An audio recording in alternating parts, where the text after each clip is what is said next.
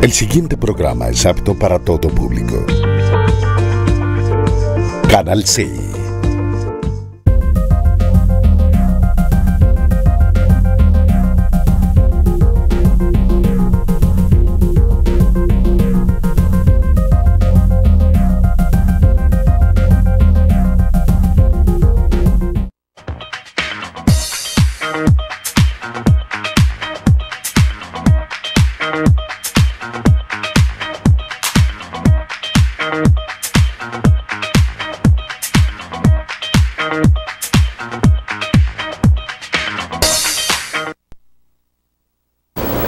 Muy buenas noches.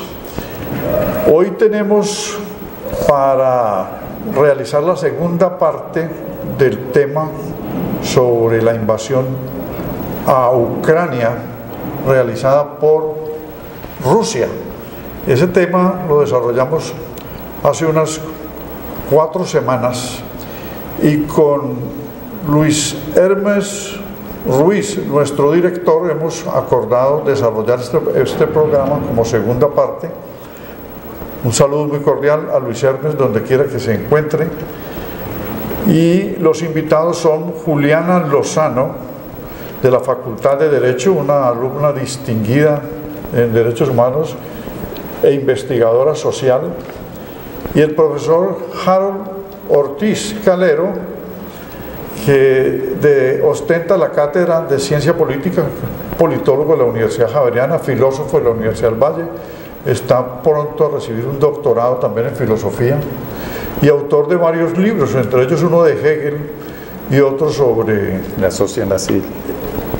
La sociedad civil, correcto. Vamos a empezar con un video de la Deutsche Welle, alemana en español, y de esta manera vamos a ver la destrucción de Mariupol y algunos aspectos que tienen que ver con esta agresión, con esta situación que tiene tensa al mundo, preocupada la Unión Europea, la ONU impotente y el orden mundial desbarajustado. Adelante, Edison, vamos con el video del noticiero alemán, por favor. Este es el resultado de un ataque con misiles rusos en Mykolaiv. Se estima que 200 soldados estaban en esta base militar cuando fue atacada. Los equipos de rescate tratan de encontrar supervivientes entre los escombros, pero deben ponerse a salvo cuando escuchan una sirena antiaérea. La amenaza constante de los bombardeos ha obligado a los residentes a buscar refugio bajo tierra. Estamos muy asustados. Todos estamos viviendo en el sótano. Cuando las bombas cayeron en la base militar, todo tembló. Más al este, los rusos se internan en la ciudad sitiada de Mariupol. Ucrania aseguró que el 90% de la ciudad ha sido dañada o destruida por los bombardeos rusos. Al parecer, más de 1000 personas se hallaban en este teatro cuando fue destruido por un ataque ruso. Cientos de personas siguen desaparecidas. La ciudad no tiene agua, calefacción ni electricidad. Su alcalde afirma que los combates en el centro urbano dificultan los rescates. Los que alcanzaron a huir aseguran que la situación es desesperada. Estuvimos en el sótano durante 10 días sin salir ni una sola vez. No teníamos agua ni electricidad. Por suerte pudimos usar el refugio antibombas de nuestro vecino.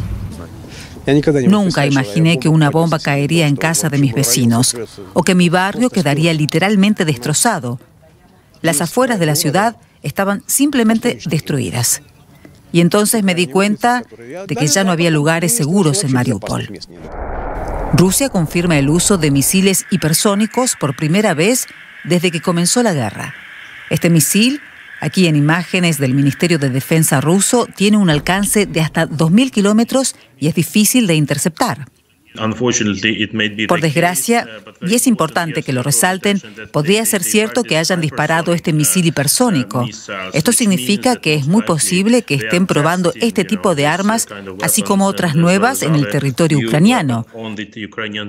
Lamentablemente, esto podría ocurrir en futuras operaciones. Aunque el presidente de Ucrania ha pedido negociaciones de paz, el Kremlin no parece querer detener la guerra. Bueno, mi colega, el periodista Ricardo Marquina, se encuentra en Gagauz, en Moldavia, a unos 40 kilómetros de la frontera con Ucrania, para brindarnos más detalles. Muchísimas gracias. ¿Cómo se ve el movimiento en estos momentos en la frontera? ¿Se percibe preocupación, quizás más tranquilidad? ¿Hay mucho movimiento este domingo? Buen día. Buenas, pues la verdad es que tanto ayer como hoy hemos visto más refugiados de Odesa regresando a Odesa que llegando aquí a Moldavia. La principal razón es que en Odesa la situación está más o menos tranquila. Muchos de los refugiados prefieren estar en sus casas que aquí en refugios como los que estamos, aquí en la región de Gagauzia. Por eso, mientras esperan que el ejército ruso ataque o no ataque la ciudad portuaria de Odesa, muchos han decidido volver. Por eso hoy hemos visto, hoy y ayer, muchos refugiados que deciden volver a sus casas.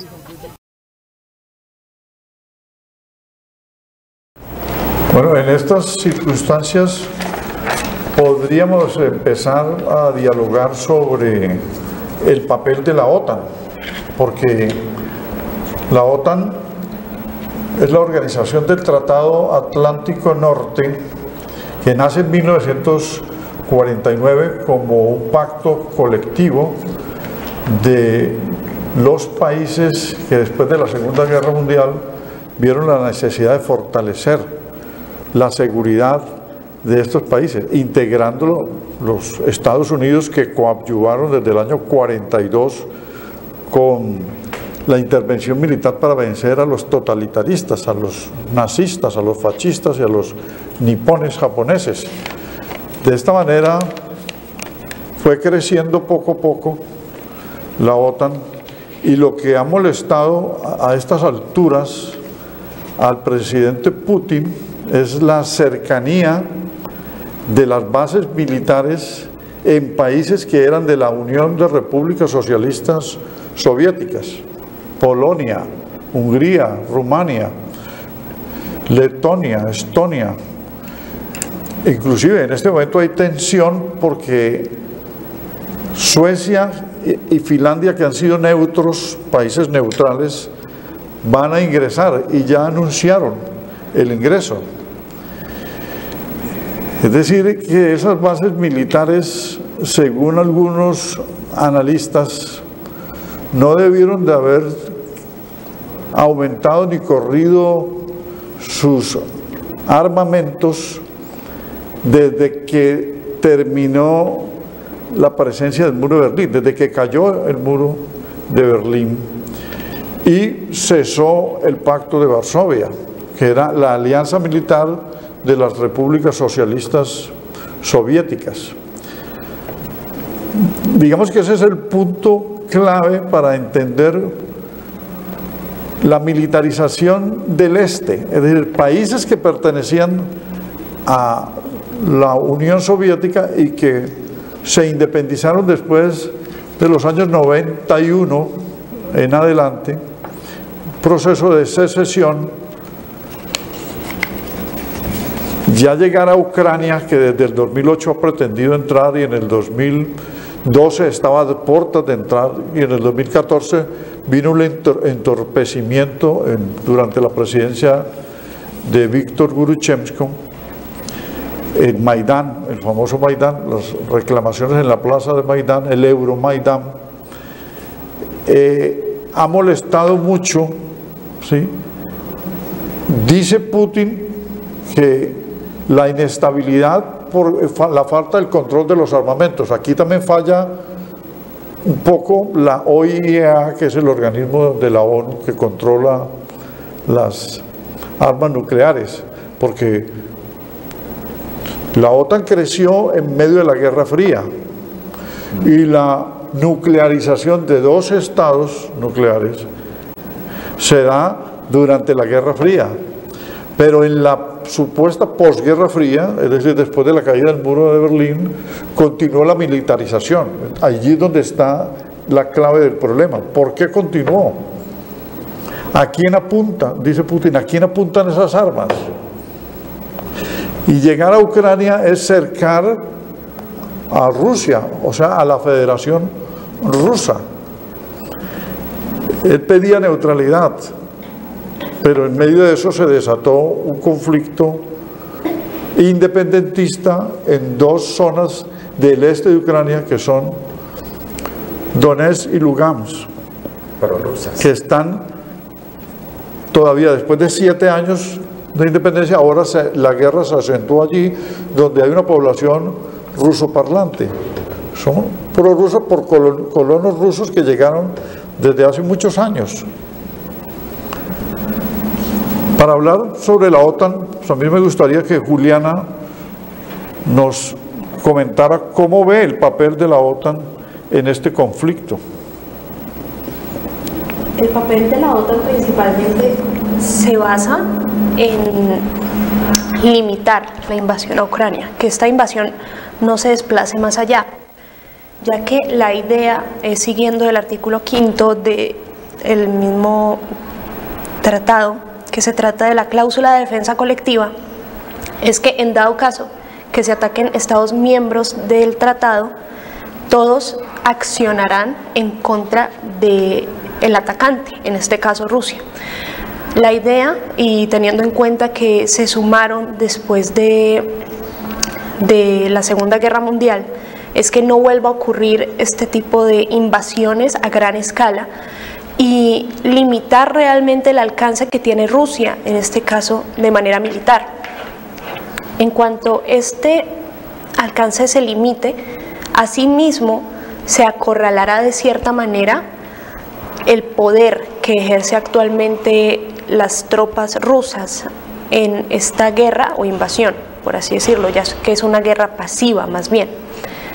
Entonces la OTAN lo que busca acá es ir acorralando poco a poco dentro de un terreno que ya se encuentra invadido en gran parte por parte de Rusia, y limitarlo para que no se extienda más allá, para que la historia no se repita y no se deba llegar al punto de ataque entre todos los Estados miembros.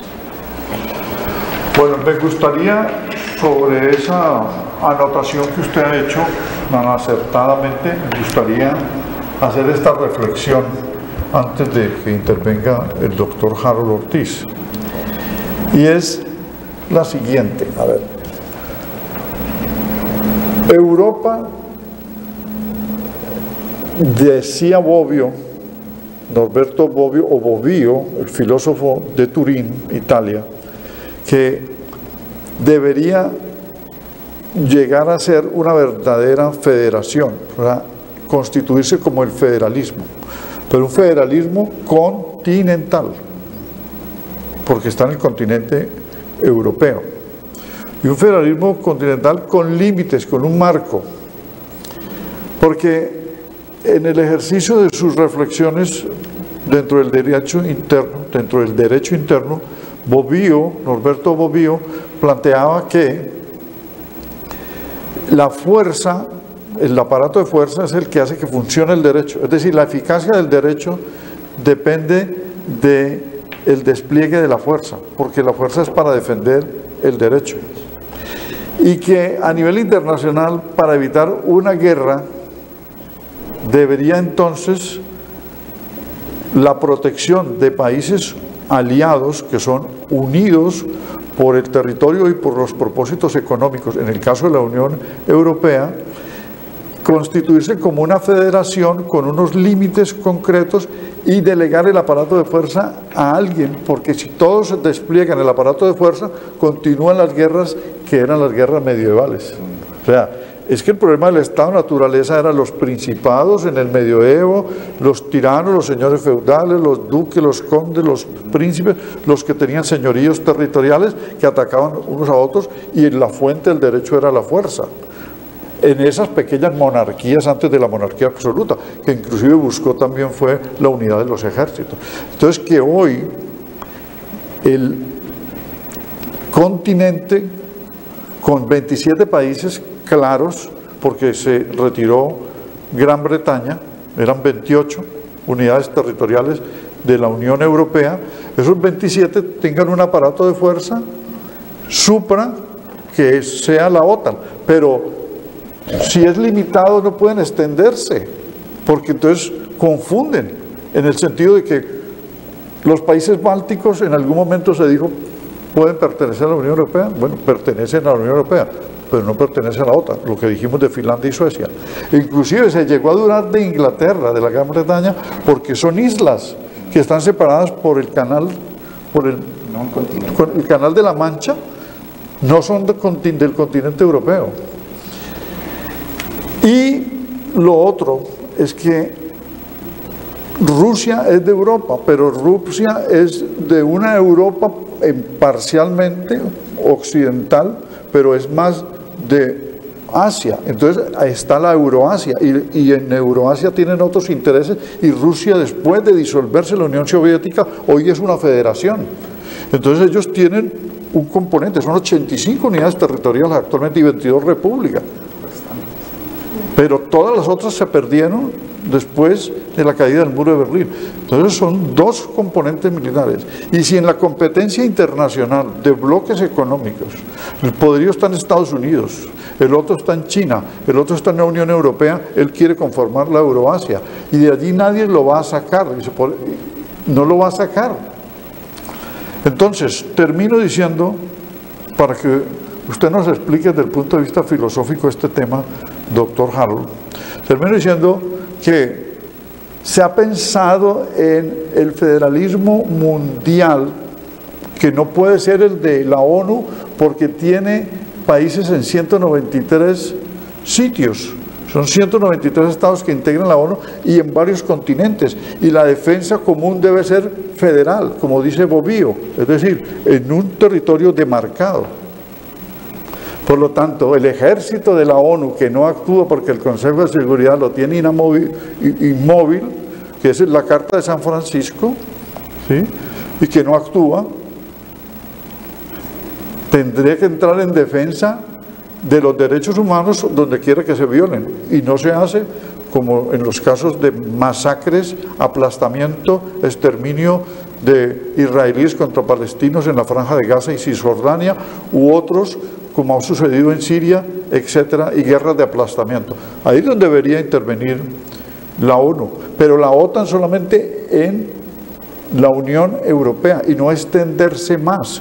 Por lo tanto, bajo esa óptica, la guerra va a continuar, porque inclusive guerras de separación como las internas en Ucrania del Donetsk y el Lugansk se confunden con una guerra internacional que se le imbrica, y por lo tanto no hay diferencia entre civiles y militares ni entre combatientes, y llega a la guerra más confusa y se pierde el ejercicio del derecho que delimita la guerra y el cumplimiento de las normas del derecho, y luego no se aplica ni actúa en la Corte Penal Internacional ni ninguna corte para ajusticiar a los criminales de guerra. Entonces la pregunta sería, doctor Harold, que se me ocurre, desde el punto de vista de la filosofía, nos puede ayudar a entender, ¿sí?, el problema de la guerra en Ucrania, desde la óptica filosófica. Sí, muy buenas noches para todos. Muchas gracias, Alberto, por la invitación a este programa para debatir temas de asunto de interés de política internacional y nacional. Pues bien, mis apreciados contertulios, para dar respuesta a su inquietante pregunta, expondré que pues la humanidad siempre ha estado sometida a situaciones de guerra, que sigue tan vigente en nuestro presente histórico, ¿sí? Observamos que desde el cálculo de la política internacional, concretamente lo que está sucediendo en Ucrania, evidenciamos que desde finales del siglo XX y en lo que va este siglo XXI, las naciones acuden por lo general a guerras para solucionar conflictos o exigir derechos. Por eso el interés de pensadores y de filósofos que se enfrentaron con sus enfoques teóricos al problema de la guerra y el de hallar los caminos o la ruta de la paz. Por lo tanto, para poder esclarecer de alguna manera el conflicto en Ucrania, me parece que es pertinente comprender el alcance y los límites de estas propuestas de guerra y de paz planteadas por Kant en su obra La Paz Perpetua y por Hegel en su obra Fundamentos de la Filosofía del Derecho. Sostiene Kant, en la obra mencionada, que los estados viven en una condición natural de guerra. No han logrado someterse a una directriz general de la paz y por lo tanto viven en una condición de lucha, de inseguridad y de enfrentamiento constantemente. Kant nos plantea unas medidas de carácter jurídico para evitar la guerra e ir preparando los caminos para una paz perpetua. Y esta sería, primero, la honestidad en los pactos de paz para evitar la más mínima excusa, escúchese bien contertulios, para evitar la más mínima excusa para reiniciar otras guerras. Segundo, la libre determinación de los pueblos en sus destinos políticos y de gobierno, es decir, la no intervención de naciones en los asuntos domésticos de los estados. Rechazar las guerras de exterminio, es decir, prohibición de las armas químicas, biológicas, el respeto a los prisioneros de guerra y respeto a la indefensa población civil. Y cuarto, el rechazo a las guerras ofensivas, que son muy diferentes a defenderse de ataques externos. Pero los estados no pueden recurrir a un pretor, a un jefe, a una instancia superior para hacer cumplir lo expuesto. El único camino es el derecho internacional y la exigencia de normas éticas universales, como es el respeto a la vida y el respeto a los derechos. Bien, encontramos allí en Kant unas medidas de largo aliento. La primera sería la Constitución republicana, fundada en la libertad de ciudadanos, de todos los ciudadanos, una única legislación para todos, donde todos los ciudadanos nos sometemos a una sola ley, a una sola constitución, y la igualdad en el derecho, la igualdad de todos en el derecho.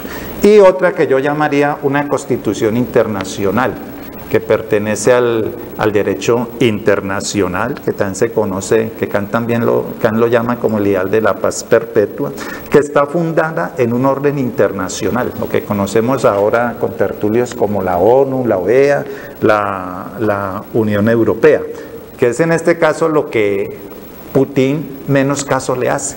A pesar de las observaciones y recomendaciones y ordenanzas y súplicas que estos organismos internacionales le hacen a Rusia, pues Rusia poco interés muestra en eso.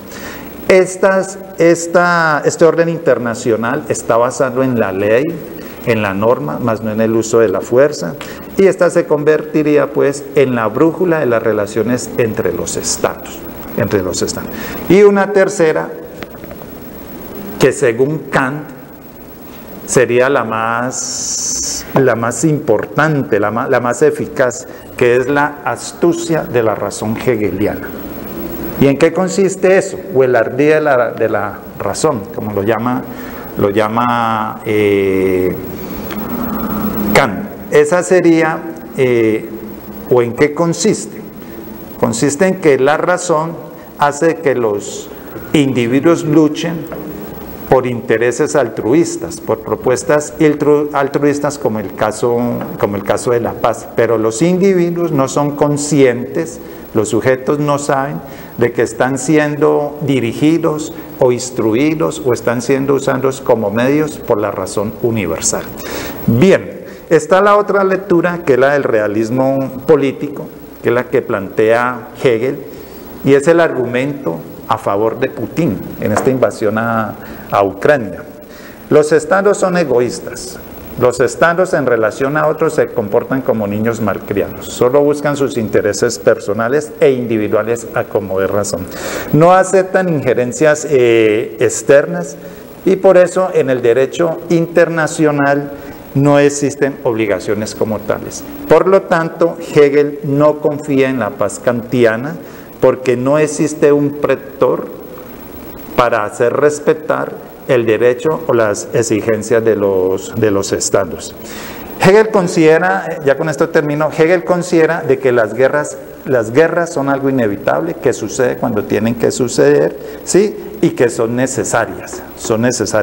Sostiene que la guerra también tiene finalidades éticas porque hace que los ciudadanos renuncien a sus intereses o a la esfera de su vida privada para prestarle el llamado de atención o la orden de los estados cuando la soberanía de ellos, de los estados y su seguridad está corriendo altísimo riesgo. Mire, lo que usted acaba de decir en esa explicación filosófica me permite apuntalar lo que dije en la intervención anterior, pero que me hizo falta la raíz de la federación. Me explico. Cuando Immanuel Kant, el filósofo de Königsberg, escribió su ensayo La paz perpetua en 1794, él habló de que para evitar esas guerras del medioevo debería surgir una confederación de países que impusieran la paz. Ese es el sentido.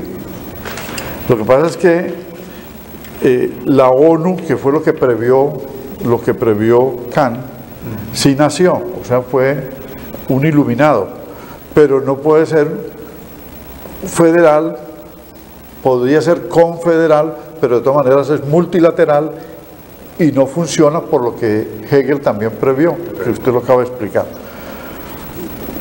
Eso fue en 1794, pero en 1814, ¿sí?, Saint-Simon y Agustín de Thierry escribieron un texto sobre la organización de la sociedad europea. Sí. Y ellos continuaron con la idea de Kant y también hablaron de la federación. O sea, Bobbio, como filósofo, no es que esté inventándose algo, él tuvo sustento en estos autores, en Kant y en Saint-Simon y Thierry. Luego, todas las crisis europeas, la de 1848 que se extendió a muchos países, que fue como una segunda revolución francesa, donde están los utópicos allí teorizando. Y luego las dos guerras mundiales del siglo XX, siempre para buscar la solución ante el quiebre del Pacto de Versalles y ante el fracaso evidente por la subida del totalitarismo, una federación. Pero esa federación necesita un pie de fuerza, un aparato de fuerza, de un marco territorial, como lo dije ahora. Pero esto ocasionó un caos enorme. Yo quisiera preguntarle a Juliana, ¿sí?, entonces, ¿cuál es la relación en este momento que usted ve entre los derechos humanos alterados, violados, y el Convenio 4 de Ginebra? Bueno, debemos resaltar que el Cuarto Convenio de Ginebra nace en 1949, justo después de la Segunda Guerra Mundial, en el que gran parte de sus víctimas son personas totalmente inocentes, son civiles que fueron perseguidos y casi acechados como animales por simplemente no pertenecer a una raza o una patria pura denominada por los nazis y por Hitler principalmente. Entonces, el Cuarto Convenio lo que busca es proteger a los civiles en los conflictos, prevenir que se vuelva a repetir esa masacre vista en la Segunda Guerra Mundial, y también debemos destacar que los derechos humanos, por lo que abogan principalmente es por la dignidad humana, por preservarla ante cualquier tipo de escenario. Entra aquí entonces el derecho internacional humanitario, que nos plantea y nos expone el derecho de guerra y el derecho de gentes. Cómo debe ser tratada la guerra y cómo debe ser tratada la gente de manera mundial. Es aquí donde se busca humanizar la guerra como tal y prever escenarios tan sangrientos y tan estrepitosos, tales como los vistos en la Segunda Guerra Mundial por todo el globo, valga la redundancia. Entonces, actualmente los derechos humanos que están, como usted decía, doctor, sumamente violados en el conflicto que presenciamos y en el que debatimos en este caso, a pesar de que se busca proteger a la población civil por medio de corredores humanitarios, por medio de diferentes lugares de resguardo, lugares que están prohibidos por el Cuarto Convenio, tales como escuelas y hospitales, podemos ver cómo por escenarios muy lamentables, escenarios de bombardeos que no deberían estar ocurriendo, como bombardeos a hospitales, bombardeos a escuelas, que se usan como refugios para los civiles ucranianos, vemos cómo este Cuarto Convenio está siendo totalmente violado por los rusos, porque incluso hospitales que se encontraban ocupados en el momento han sido atacados sin ningún tipo de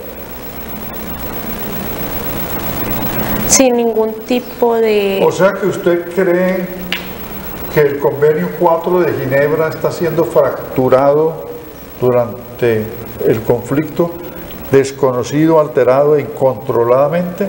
¿Eso es lo que está afirmando? Sí.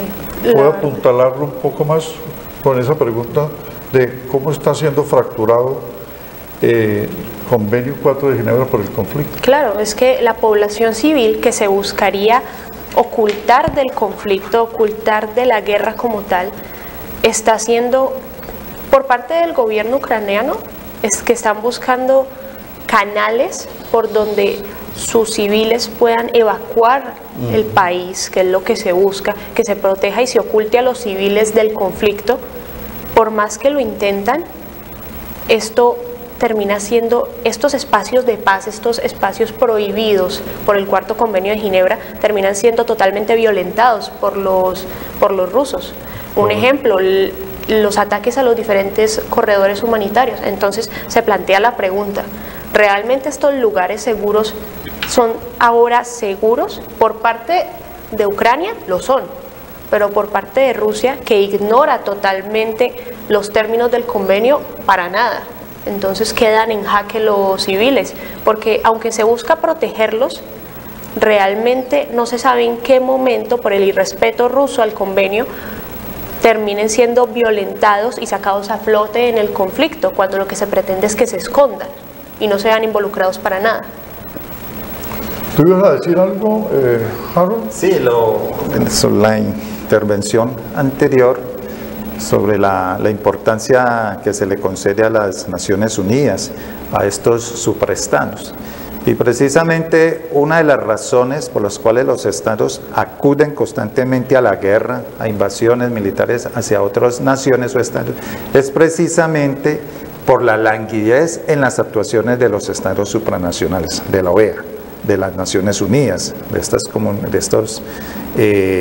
instancias superiores internacionales. Y esa es una limitante. Además, los estados la tienen bien clara, los gobernantes saben, de que cuando se trata de defender su propia seguridad, su propia soberanía y sus intereses geopolíticos, pasan por encima, escúchese bien, pasan por encima de cualquier resolución o determinación de las Naciones Unidas. Y casos se han visto. El caso en 1991, cuando los Estados Unidos pasó por encima de la resolución de las Naciones Unidas, le prohibieron invadir al Irak de Saddam Hussein, y no le importó eso, porque iba detrás de unos intereses económicos, políticos, expansionistas.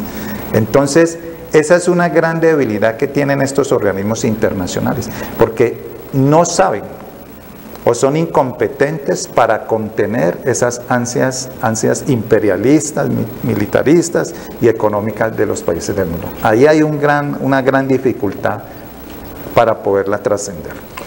Bueno, en esas circunstancias, volviendo a lo que planteaba Juliana, la verdad es que hubo un proceso muy largo en la redacción de los convenios de Ginebra, que empezó con la atención y respeto a los prisioneros, luego a los náufragos, y fue aumentando hasta que llegó el cuarto convenio para dedicarse a proteger los civiles. Y es impresionante la forma como se viola los derechos de los civiles, como si la guerra es entre combatientes, entre ejércitos, porque eso es una realidad inocultable, ¿sí? Y por eso es que el derecho internacional humanitario se compone del derecho de gentes y del derecho de guerra para regular los enfrentamientos entre combatientes, pero al mismo tiempo para respetar a los civiles como se respeta a los náufragos o a los prisioneros de guerra o a los personal hospitalario, etcétera, porque si no, no se humaniza la guerra nunca. En esta guerra actual contra Ucrania, que es una invasión, ¿por qué los civiles están en esa situación y el mundo entero no ha podido defender los derechos humanos de los civiles? Porque la Unión Europea ya está mandando armas. Olaf Scholz, el canciller alemán, la autorizó tardíamente, pero ya las autorizó. Joe Biden también autorizó. España, el presidente Pedro Sánchez autorizó. Y ya se está nivelando. Mire que han recuperado espacios y ciudades y localidades los resistentes soldados ucranianos sacando a los rusos, porque algunas armas les han servido para contrarrestar los ataques. Entonces, Juliana, podríamos hablar de los crímenes de guerra, es decir, cómo en Rusia se están cometiendo, los rusos, perdón, están cometiendo crímenes de guerra en este conflicto, y cuál es su percepción o su apreciación sobre el tema. Claro, debemos tener en cuenta que los crímenes de guerra se ponen en evidencia en el Estatuto de Roma, que nace en 1998 junto con la Corte Penal Internacional. Es una corte que tiene relevancia a nivel mundial, una corte que junto con el Tribunal Internacional de Justicia mueve toda la jurisprudencia a nivel global. Debemos tener en cuenta que a pesar de que del largo listado que se evidencia en el Estatuto de Roma sobre los crímenes de guerra, los cometidos por los rusos son pocos, de cierta manera, sí se han cometido. Un ejemplo es cómo muchos soldados ucranianos han manifestado el encuentro de fosas comunes en lugares de Ucrania, fosas comunes compuestas por todo tipo de civiles, séanse combatientes o no, reiterando el tema de la violación al Cuarto Convenio de Ginebra, cómo los civiles, aunque se traten de esconder, se traten de ocultar de la guerra, no se han podido contrarrestar de manera exitosa, no porque el gobierno ucraniano así lo quiera, sino al punto de la deshumanización del conflicto que se ha dado actualmente, al punto de crear una fosa común de cuerpos apilados sin distinguir entre civiles o combatientes, por los mismos intereses de los estados, como manifestaba el doctor aquí presente, que refería que todo tipo de estados van a sobrepasar los tratados, los acuerdos que hayan por sus intereses, y es muy lamentable presenciar con este solo crimen de todos los que se han cometido, incluso la invasión se ha calificado por parte del primer ministro de Inglaterra como una guerra pasiva. Boris Johnson, sí. Sí, como una guerra pasiva, como esta guerra pasiva, esta invasión poco a poco ha sido catalogada como un mismo crimen de guerra.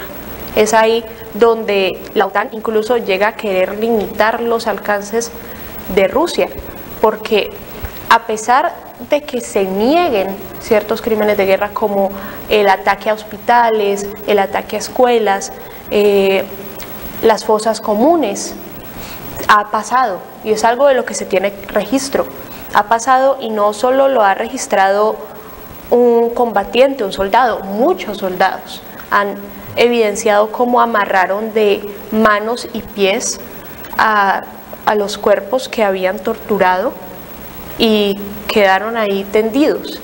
Es algo que no se puede ignorar. Muy bien. Muchas gracias, Juliana, por esas explicaciones.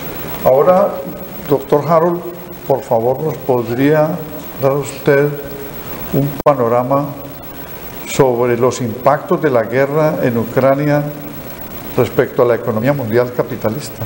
Sí, bien. Bueno, esta guerra en Ucrania sucede en medio de una larga depresión de la economía mundial capitalista.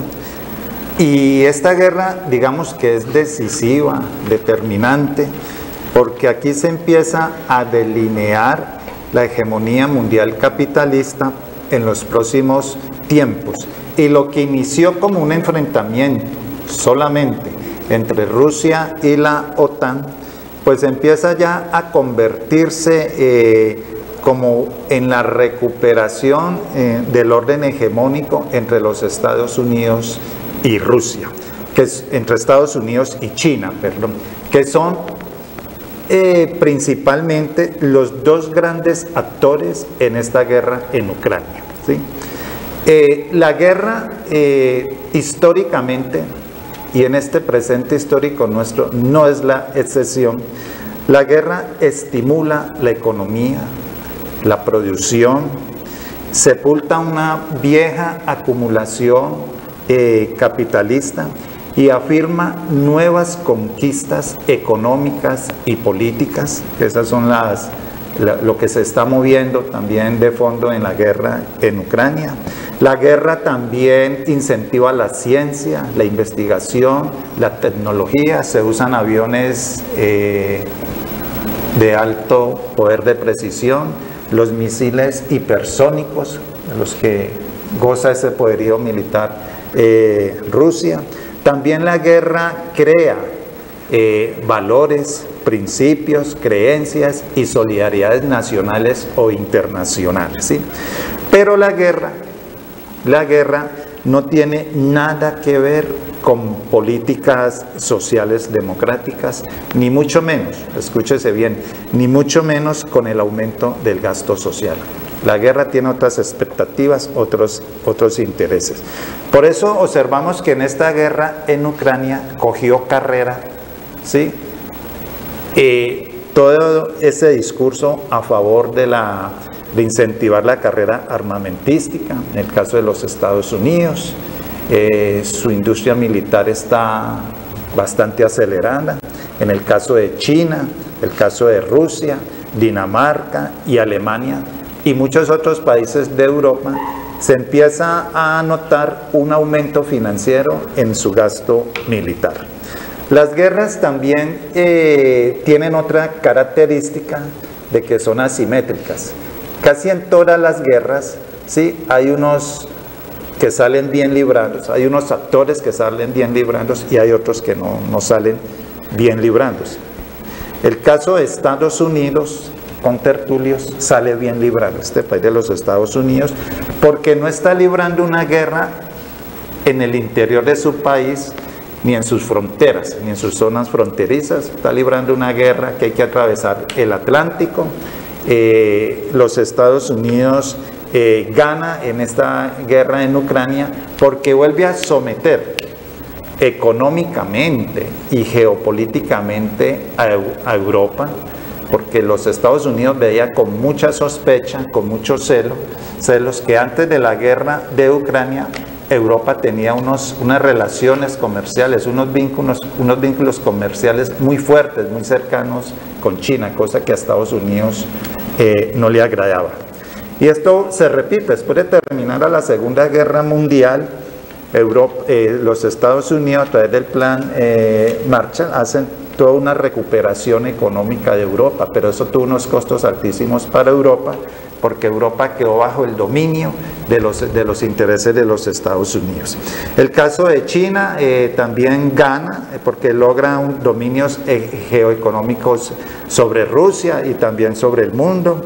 Europa sale muy mal librada, ¿sí? Empieza a enfrentar un desgaste económico sin precedente alguno, va a empezar a padecer un desabastecimiento en hidrocarburos y en alimentos. Ustedes saben de que Rusia y Ucrania son los graneros de Europa, le garantizan toda la seguridad alimentaria, y Ucrania es que sale mal librada porque pues ha sido invadida y destruida por Rusia, todo su aparato productivo está destruido, hay una pérdida de la soberanía porque un ejército extranjero lo invadió. Bueno, y Rusia, con esto termino, Rusia va a empezar a depender económicamente de China.